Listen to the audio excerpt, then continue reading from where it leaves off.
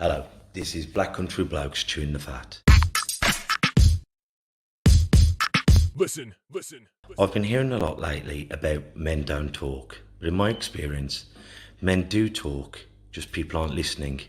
So it's going to be me and a group of blokes discussing our struggles and victories through life. Warning, there may be some bad language, so apologies to all the moms, especially my own. Let's get going. Listen. Abin your gang. This is Black Country Blokes chewing the fat with me, Kev Dillon, Lee Cadman, Craig Pinches, and Aaron Dew.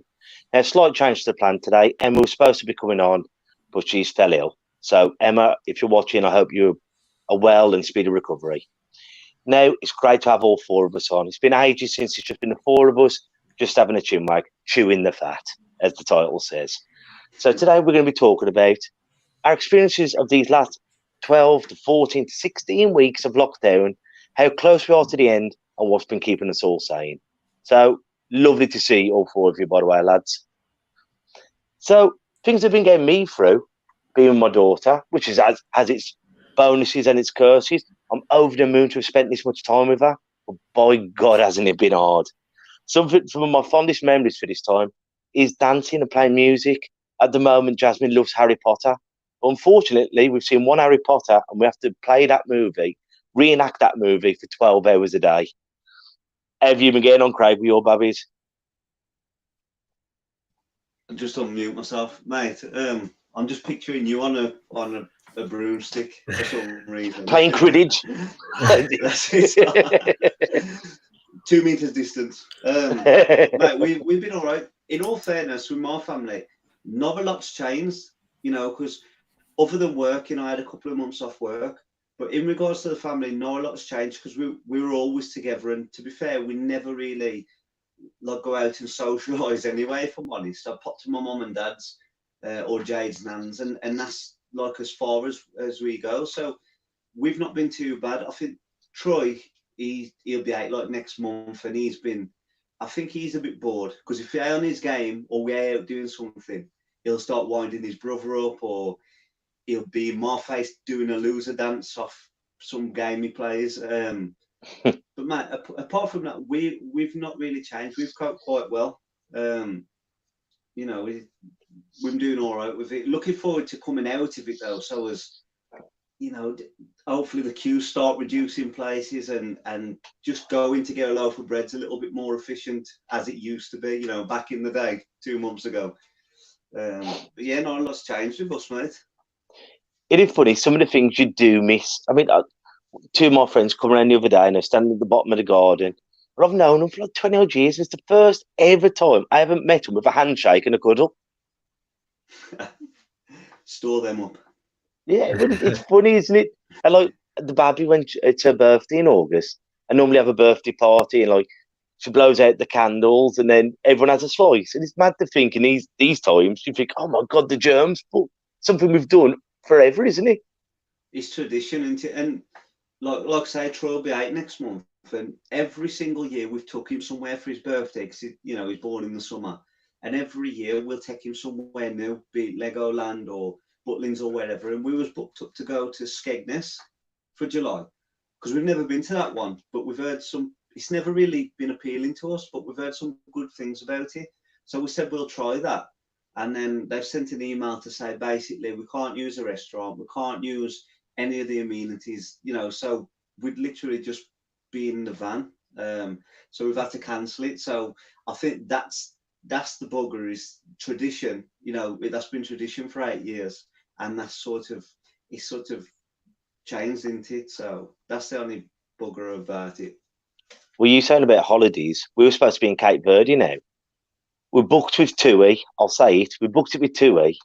We cancelled it 3 months ago because we need the money, through all this lockdown. We still haven't had the money back. And we keep phoning up and they say, oh, you'll come next week. You'll come in 28 days. So we've gone to head office now. So I'll be letting everyone know we get on. TUI, that is. Mate, just to let just to cover our ass, other travel agents are about to let you down. It's not just TUI. And I'll rip you off also. Yeah. But they'll soften the blow with a nice apologetic email. And have you been getting on, Aaron? Because I mean, like you said at the start, saying like your life hasn't changed that much apart from not going to the gym. Yeah, and it's funny. I was just laughing as Craig was saying that. He was like, back in the day, just to get a loaf of bread. And I'm actually thinking now, I kind of miss being back in the day. So there was a part of me when we started this lockdown, I wasn't really phased, to be honest. I was thinking, yeah, nothing's going to change in my life. I don't have to make excuses not to meet people. It's fine for me as a natural introvert. But yeah, you do start to miss just like human interaction. And I was saying just before we jumped on this show, I was like, I miss just us four just getting together, because sometimes when you got a heavy week or a heavy head, we'd come up the Lions boxing gym, we'd have a natter, and then all of a sudden you've kind of got everything off your shoulders, if that makes sense, and you're kind of ready for the next week. And it's just that human interaction I'm kind of missing now. But in terms of like getting on, I'm always busy. So we're working on like podcasting, YouTubing, trying to learn a guitar. So I have a new level of appreciation for musicians, because mate, like instruments and just music as a whole is so difficult. And even like little things like calluses on your fingers, Kev, that's harder than the workouts you used to put me through, like just trying to get my fingers right. So just finding new things, creative. It's been an opportunity where you can find yourself a bit more. I've done a lot of reading. I think I'm up to like 200 books now in the last 2 or 3 years, and just really manage to control a lot of my stuff. So I know, Craig, we spoke previously about like anger being a big thing, and recently I feel like I've solved it, which is like an amazing accomplishment. So I'll come out of lockdown with probably the greatest achievement for myself personally. And obviously I've got no kids, so my life's probably a lot less hectic, and I have a bit more time to kind of do that sort of stuff. So yeah, I think I may need to catch up with you on like the anger issue thing. Like I had a situation like 2 days ago, and I'm still suffering like the after effects of that, and so I'm definitely gonna have to speak to you about that, because of course the whole needs timing. Yeah, and mate, I've lived that. So there's an element of like, you'll hold that burden on yourself, which we both carry with ourselves through guilt and stuff. There's a level of ego and pride that we have to address. Like, is it really, really that important just to be right? Because when you have an argument, you both lose at the end of the day. So there's loads of little mantras and stuff I have in my head, and I just listened to a few books that just sunk in. Sometimes you'll hear something at the right time, at the right moment, when you're receptive to it. And when I heard it, I was like, that's it now. That's how I'm going to be. So now, rather than raising my voice or using foul language, it's very much just, this is my point. This is my perspective. We'll either agree to disagree, which is absolutely fine, or we'll go one way or the other. And that's it. Like, it doesn't need to get overheated, if that makes sense. Yeah, there's a great book actually I read. It was like 4 or 5 years ago, and I'm going to revisit it because at the time it made a lot of sense. Yeah. But I wasn't experiencing what I do now, and it's called, I can't remember it's called. It's by Deepak Chopra. Okay. Yeah. It's got like the field of pure potentiality in it, if you've come across that. Yeah. And I'm gonna have to reread that, because like you said, it's amazing at how you can read something and see it and it not affect you, and then at a time when you need it, them words mean a whole lot different to what they did 4 or 5 years ago. Absolutely. Like, even with music, and I think music's a funny one. So going off on a bit of a segue here, the song is by Diana King, Shy Guy. It's an old classic. All my life I grew up thinking she was saying, I don't want no shy guy, right? So I love that tune, and in my head it's like, nobody wants a shy guy. And I just recognized today, when I actually sat there and listened to the lyrics while I was doing this video, I was like, she actually says that's what she wants, is, I don't want no fly guy, I just want a shy guy. And I was like, all this time here I am worrying about being shy, kind of thing. But it's just, I was receptive to understanding and listening to it. And sometimes you'll hear, I listen to a lot of hip hop, I'd hear a lyric and I'm like, oh my God, like, I missed the whole meaning behind this song, for example. And at that time in life, it resonates. So yeah, I've just done a lot of, I've had a lot more time to do that, I suppose. So I'm quite fortunate, because I don't have kids running around and having to change nappies and do all that stuff you guys have to do. I think that's the power of music, though, isn't it? Like, you can listen to something, and in one breath, that's rubbish. And then, like, that's the beauty of having an album. To everyone who doesn't know, I'm the only bloke who buys CDs. Yeah. But I love it when you listen to a track and then you let 4 tracks go on in the background and you go, I've never heard this before. And you sit there and go, wow, he's singing about just how I'm feeling. Yeah. And I think that's the power of music. I think it's beautiful. And another thing I recognize with music as well, it's one of those things, if you're suffering with anxiety, depression, or bad thoughts, if you put a track on, especially one that you know the words of, you're instantly present, because you're trying to sing the lyrics. So it's almost like a bit of a meditation thing where your thoughts can't wander into the places where you don't want them to go because you're trying to say the lyrics or you're singing along. And I find that very therapeutic. So I have kind of songs at my disposal that I'm like, okay, I'm feeling a bit shit. Let's play this. And I'll sing along to it. And then all of a sudden my thoughts have kind of come towards that song. So I think it's amazing. Do you know what an earworm is? An earworm is like when you got that song just going over and over in your head. Right, okay. Now, but I put this on one of my videos on Instagram and Facebook the other day. It depends on what that earworm is. Like if I'm listening to Hello Darkness, My Old Friend, and I keep that going over and over in my song, then I start thinking about my blindness and depression. But when I change the record consciously and I play Rudimentals, Not Giving In, or them kind of song, then I'm in a better frame of mind. So be aware of that song that's playing over, because as Aaron rightly said, you'll start reliving them lyrics, but you go to that frame of mind. So if you've got that depressing song or that song when your nan died or your partner left you, or you'll go back to that place.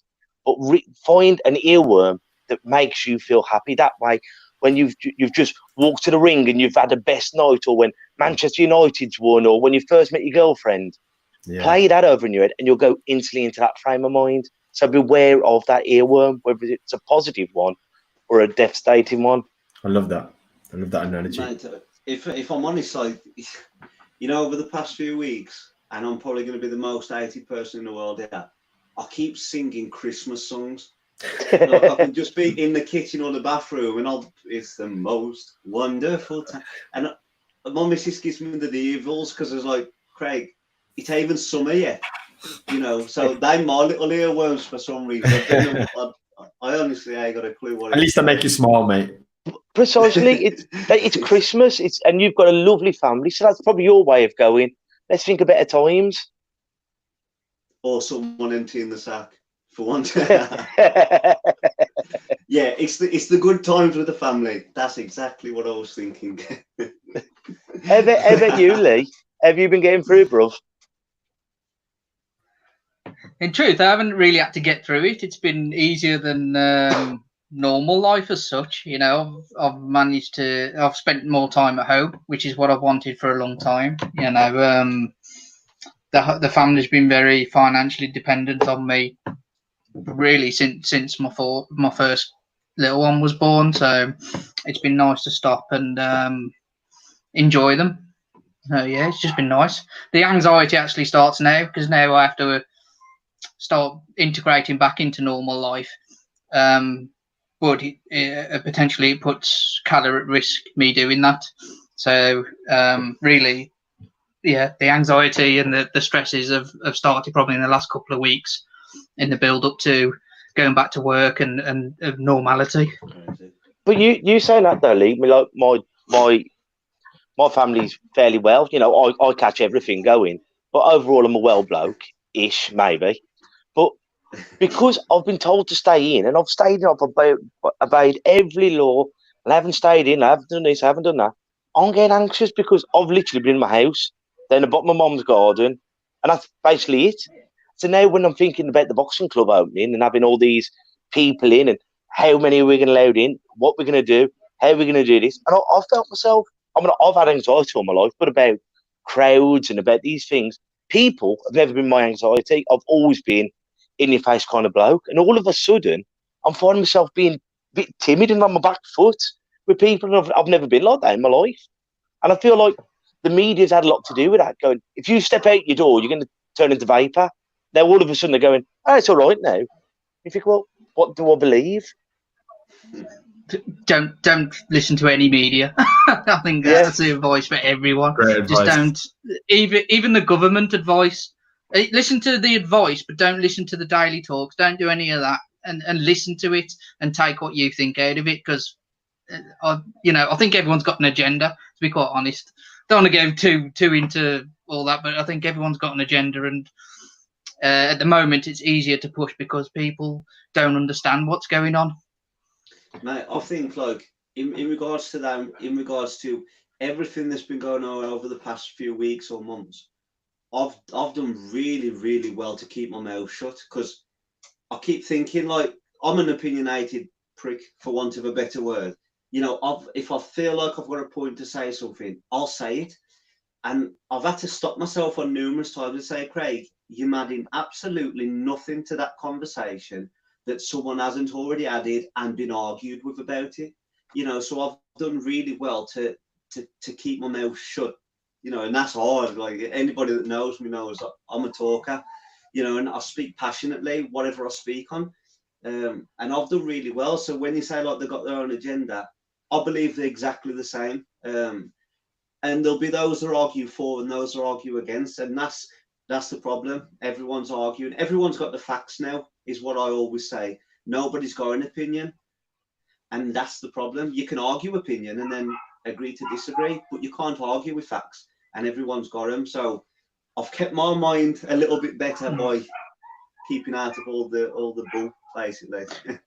I'll just mention, don't listen to anybody. Actually, there's one exception I'd make to that, and this is not just because it's our show, but I'd go back and listen to Dr. Singh, because he's a person who is experienced it at its worst.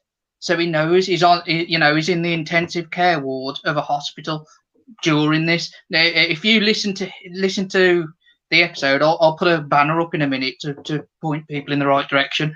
But if you listen to his episode, he's actually a really calm person in general, and he explains it really well. What's going on? He's at the worst end of it, but you wouldn't know that speaking to him. He's quite reserved. He's quite he deals in facts, so he puts you at ease because of that. There was no hidden agenda either, was it? You asked him a question, Dr. Singh, what do you, and he'd go A, B, and C, and he was like one of us talking, obviously a lot cleverer than us, and he's been there, but it wasn't, I asked you a question, you batted off against the fence. It was, okay, this is why. Mate, he opened my eyes, like I said before, because I'm not scared to say what, if I thought something or if I've acted a certain way and it's planned out wrong, or I've been a little bit callous here and this and the other. But he opened my eyes, and his whole personality and character, it's going to sound really strange. I've never ever met the man. That's the first and last time I'm speaking with him. He sort of put me in a calm mind frame, to considering the stress he's under, his whole aura that surrounded him, and that he passed on to me was sort of zen. Is zen the word? And that's what I was giving, and I think that's crazy. So I know I've never met the guy, but for someone who's experienced in all that on the front line, seen what he's seen, going through what he's going through, he must be a very strong spirited man to have that effect on someone he's never met, even with dealing with all that. He's the kind of doctor, if you went to have a consult, you'd want him as your man, wouldn't you? Yeah, definitely. Just touch on something like Aaron, as we all know, has his own podcast called Find Your Voice, very worth a listen. And he did his 100th episode the other day. And I found it brilliant, and something that you were on about, Aaron. And I think this is what the world needs now. It's a bit of forgiveness. And you were saying about, we've got to forgive people, and we've also got to forgive ourselves. Yeah, absolutely. Forgiveness is like, it's everything to me, because it gave me everything after I forgave. And one of the things I never recognized with forgiveness, and I'll be fully transparent here for anyone watching, is I had a lot of pride in the fact that, why should I forgive someone who's hurt me that I've never done nothing to? And I just didn't want to ever forgive that person. So, for example, just to shorten the story, it took me 3 years to forgive this person. 3 years I battled with nightmares. I was afraid to go to sleep some nights. I felt like my life was over. I was literally like at the lowest of the lowest. I was a bitter person to be around. I could turn it on when I met people, but generally speaking, like, I wasn't a nice person. Like, I'd drink and I was like coulda, shoulda, woulda person. And it was only when I forgave sincerely from the heart, not just saying it just for the sake of saying it, that I can't explain it. That burden that I was carrying for 3 years was so important. But like you just touched on there, Kev, was I had to forgive myself. You see, I was so close, at least in my opinion, of getting a step up to what I wanted to do or what I wanted to achieve in boxing, for example. And even if it was just entering the novices or just trying something, I was this close. I'd worked tirelessly. I wasn't drinking. I wasn't eating bad food. I was training, probably overtraining, if I'm being completely honest. And there was a part of me that when I went out that week, I hated myself for it. I was like, why did I drink so much that I couldn't at least just defend myself, keep my hands there to stop this person, so I was fit enough to carry on. So I had a lot of that played a part as well. So again, it doesn't necessarily need to be boxing related or an assault or something, but whatever you're going through, if there's a need to forgive, if you're holding resentment or something, you have to take that burden off yourself, because it's going to have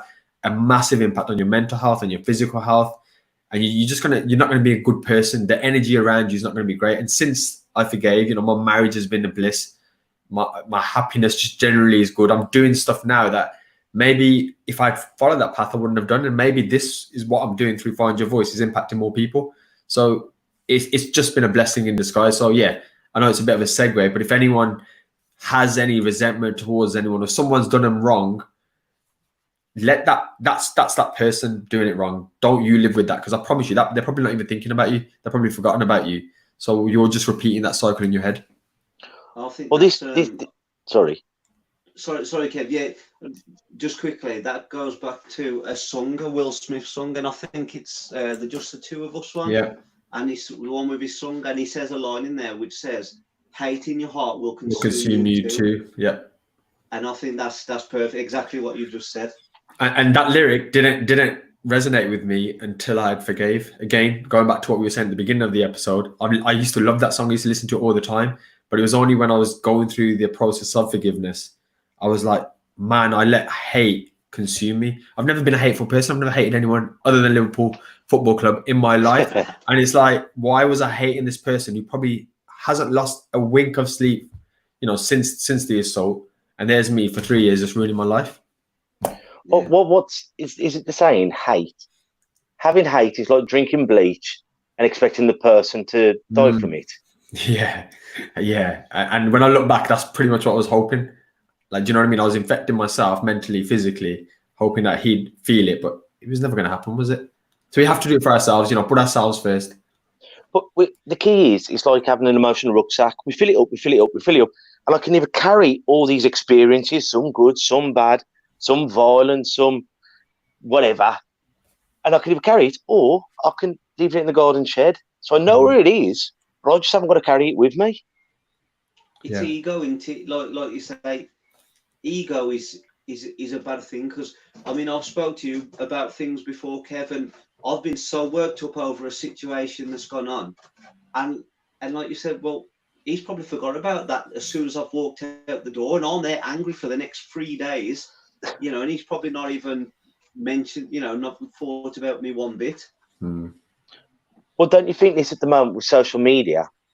Like, anyone who knows me who's on my Facebook, you'll see me go, congratulations, happy birthday, and I'm ever so sorry to hear about it. I don't get dragged into arguments, because I've seen so many of my good friends that were so angry, you did this, you did that, and then the person don't respond, or 3 hours later, the next day, they come back. So while you've been sat there 24 hours a day going, when, and then he comes back on, he types and he forgets about it. Yeah. So try not to do it, gang. Just think, happy birthday, congratulations, I'm ever so sorry to hear about it. And if you want to have an argument, I hope to God, apart from in boxing, ever have to throw another punch in my life. And I hope I'm never in another argument, because I love a discussion. I love it when we do these episodes, and when our phone calls, I can have an honest discussion. You think this, I think this. All right then, bruv. That's your opinion. We haven't got to fall out about it, because if it's off my moral compass, then maybe I won't have you in my life. But if that's what you think, and this is what I think, and neither of us got the facts, you're entitled to your belief. And I think sometimes that boils down to that opinion and fact thing there, whereas everyone's stuck on their version of a fact, and there's no arguing with facts, is that? And that's, no one seems to have the opinions anymore, so you can't agree to disagree and go about your day, because they're right and you're right, and then you just stalemated again, and you end up falling out over something trivial. A fact, in my opinions, when you've gone and seen it yourself, but even then you've got to question it. What was the intent? What was the intent? Why did he hit him? Was it because he was a bully, or is it because he's been an absolute knobhead for the last 12 months? So unless you're actually in the situation and you've got all the facts, you don't know the facts. So allow it to be an opinion. Yeah. Mate, and just ask. Sorry, Kerry. Go on. No, you carry on, Aaron. You carry on, mate. No, I was just going to add to that as well. Like, we have to ask ourselves, is being right really that important? Like, yeah, I know it's difficult in that moment because emotions are high and logic is so low, but you have to instantly say, okay, if I'm battling with Kev now, we're having this debate and you can tell it's getting heated. Is me being right now and getting one over Kev, even though I might not even change his opinion, better than saying something that I might regret and ruining a friendship that, you know, I could never find anywhere else? And many times we forget that because we're, again, ego, pride, we're so concerned with being right. And if I win that argument with Kev, like, what have I really won? He's probably upset. He's probably pissed off. So all I've done is made somebody I care about upset for the sake of me being right. So we have to understand, why are we so concerned with being right as people? And again, pride, ego. And until we learn that, and this is what I was saying with the books I was reading and stuff, I really stripped it down. I was like, I don't even want to be right anymore. In the fact that for an argument, I just want to be better. I just want to be a better human being, a better husband, a better friend. So that if I, you know, the one that walks away lives to fight another day, that's it, that's fine. But when I walk away, we'll fight together. I don't need to be fighting with, you know, people that you care about. And like Kev says, I think it was a great point that with the typing online and stuff, when you type something and that person doesn't care, when they come back, say the next day, it fuels you up again. So you've just wasted 2 days or like multiple hours. And we're here now trying to promote mental health, and this is one of the best tips you can do. Just don't bother with it. Like, it's really not that important. And if it is, like, if you believe it is, get yourself a pen and paper and write down why, and you won't have a logical reason as why it's important, and hopefully that will stop you. Well, we've got a guest coming on next Tuesday. He's a local lad, has been very successful in his bodybuilding and what's it called? Bodybuilding, and he's gone to public speaking. His name's John Collins, and Barber Ben, who's from the show, Ben Taylor, once said to him years and years ago when he was a young lad himself, he says, John, how can I be more like you? He goes, don't try and be more like me. Try and be a better version than yourself. And if we can do that, instead of thinking, how can I be more like Muhammad Ali? How can I be more like whoever? Take bits of them, but just try and make you the best you that you can be. And once you can do that, you'll be a success. I think, like, to add to that advice, I think, like, stop trying to, by solving a problem, you often become the problem, and problems just echo and they magnify and they magnify. The more people that are shouting a problem, whether it's an argument online or, you know, whether it's some kind of social issue, whatever it is, there's no proposed solutions because nobody's open-minded enough to receive any kind of solution. So if me and Aaron are, say, arguing, you know, there'll be a subject there, which is the problem.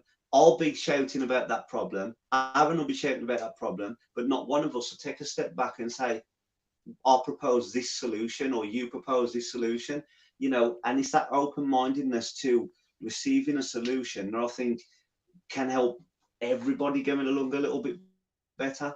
And like you say, Kev, stop trying to be like everyone else. Stop joining the bandwagon or whatever you want to call it, and take your own direction. I mean, I've started, you know, how I said that I've not commented on this, that, and the other. I've got a book that I write my speeches in, and I write a lot of speeches. So I've got a poetry book and a quotes book, and I've got a speech book. So if I feel I've got a solution to a problem, instead of arguing the case with people online or people in real life, I'll put it down in that book so as it's out my head. So writing, like you said, Aaron, write it down. I think that's, I guess last week said exactly the same thing, you know. And sometimes you'll have your own logic behind what your writing is, what your solution is, and sometimes there'll be no valid logic at all. But get it down, and it stops you wanting to get argumentative about it. I literally live by this book. It's write it down and lose it forever. I have to read it again. Write it down and lose it. But literally, it's the greatest journaling ever. And all I do is I fill this up with stuff like you said, thoughts. And when I'm angry, when I feel sad, when I feel low. And once I write it down, you literally do just get rid of it. And you realise what's actually important. So yeah, great point. What we didn't start at lockdown was things we're grateful for, and things that we want to do once lockdown's over. And things we're grateful for, we're all having tea together, dinner together, playing together, having a roof over our head, and all these things, and things that we want to look forward to. And it's like going to see Nanny and Granddad, seeing Grandma, and it was a nice little thing. And then once it's all open, we'll open up the box and go, yeah, it hasn't all got to be going to like Legoland, or it hasn't got to be expensive. It can just be going down to feed the ducks. It can be all these little nice, having a sleepover with Nanny and Grandad. And I think it can be our little tick list for the next 6 months, 12 months and get through everything. I want a big alcohol-free piss-up. Jason, Oh, no, I don't want that. My missus said it's not achievable, but I don't drink too often, so I want an alcohol-free piss-up. Just food, I'll do. Don't invite me and Kev to that one, mate. I was going to say an alcohol-free night's rare in this house nowadays. Coping mechanisms, Kev. Coping mechanisms. But I'll tell you something. It's got me through it. And Yeah, something else, I think what Cherry, and by the way, like gang, because for the next, for a while now, we've been going twice a week and everything. We're now on going to go once a week again.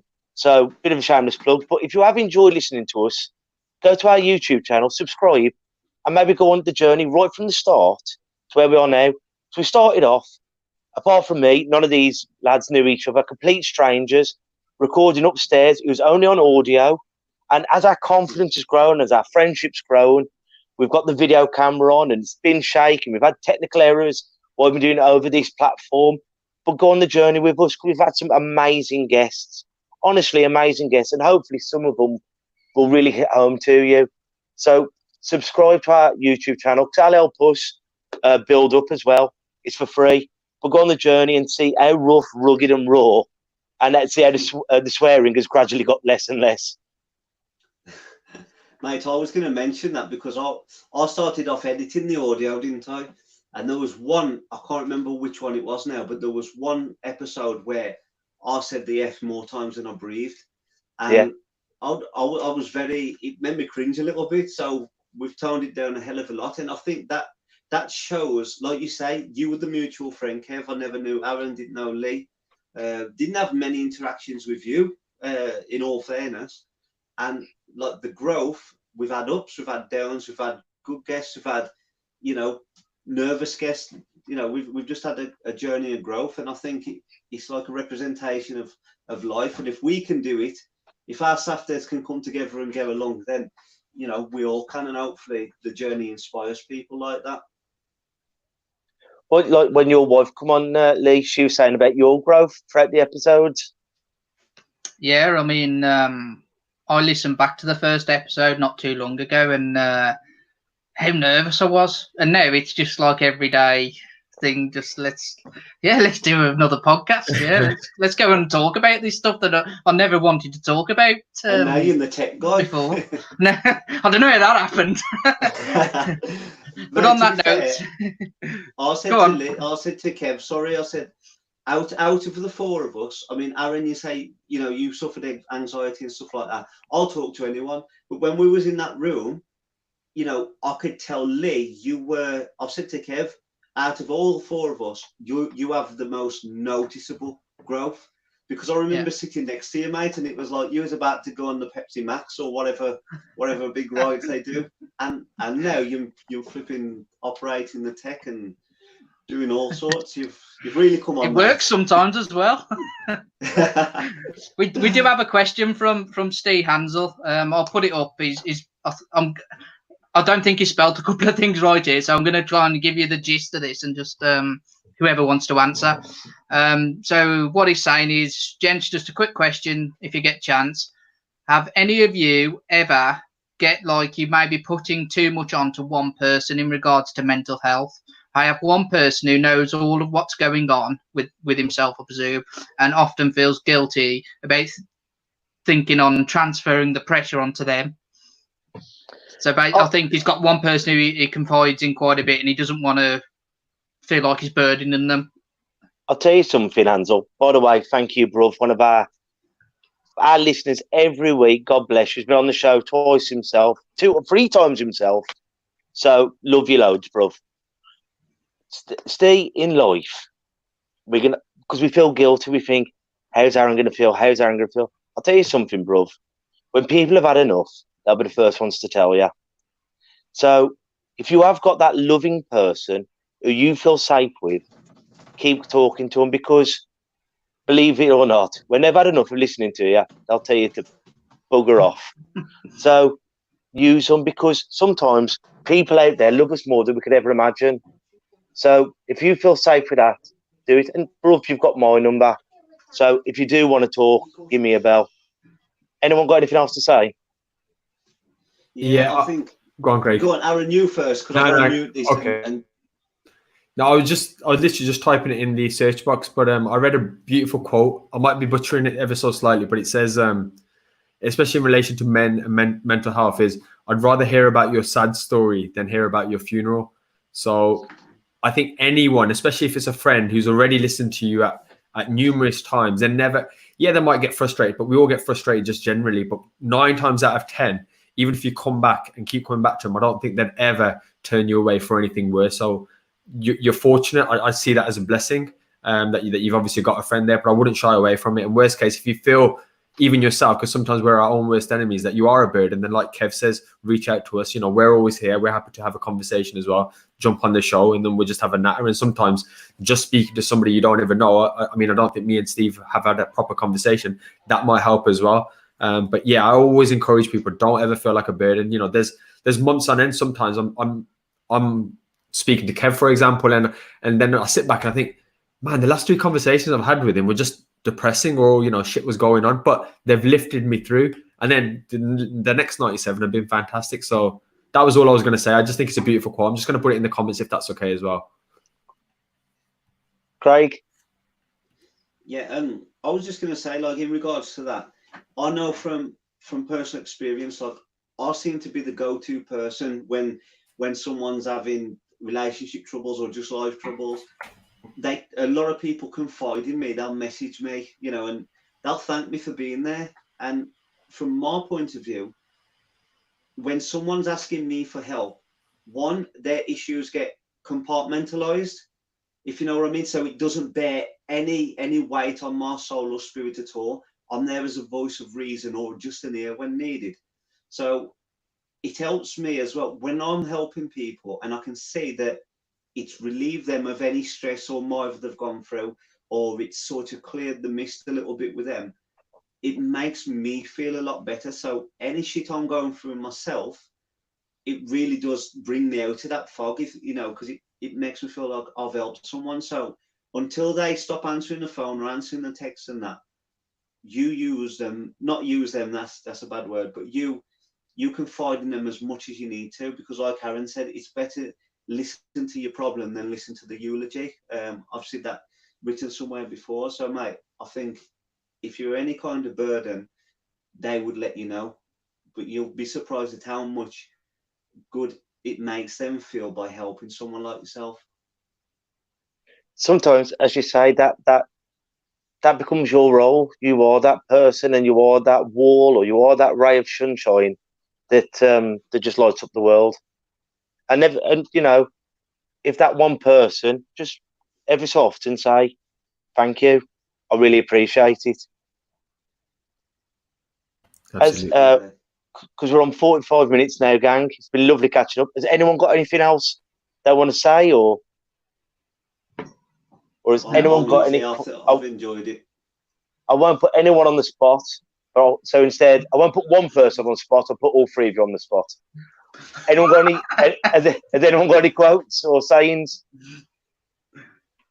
Let me check my Twitter feed. I had a lovely one. I've just started watching that Afterlife from Ricky Gervais. Oh, I love that, mate. Absolutely love it. There was a lovely saying on it, and I don't want to butcher it, but you know that one saying, the selfless man plants a tree that he knows he'll never sit under. Do you know the saying? I like that. He'll plant a tree knowing he'll never get a chance to sit in its shadow or something like that. And I thought, that's lovely, that you'll plant something so beautiful that you'll never get to witness, but you've done it for the love of the next generation. Yeah, I think, Kev, in relation to that as well, it's one that I wrote quite a while back, and it's, don't let somebody else hold their hand over your eyes and tell you what the world is like. Go and see for yourself. Go on, Lee. Have you got one? We'll all do one. Don't use Dan Browning's. Don't use Dan Browning's one though. I forgot what he said. Don't be a C. Oh, here we go. Steve's just helped me out here. Steve's just popped up like a guardian angel he is for me. Stop being scared of what could go wrong and start being excited about what could go right. There you go. Aaron's turn. Okay, so I've just got on my Twitter feed. I've got like thousands here, but Oh, God, no one looks to show up. no. But in relation to, I think, so going back to what we were saying at the beginning, such as like anger and ego and pride and stuff. There was a book that I read, and he said something in it. It's very short, and it's you gain more from letting go, and that just really resonated with me personally. In terms of I've gained more in terms of my personality, and my character by letting go of some of the things that I carried as a burden. So I'm going to leave it there, guys. Thanks for the pressure, Kev. Appreciate that.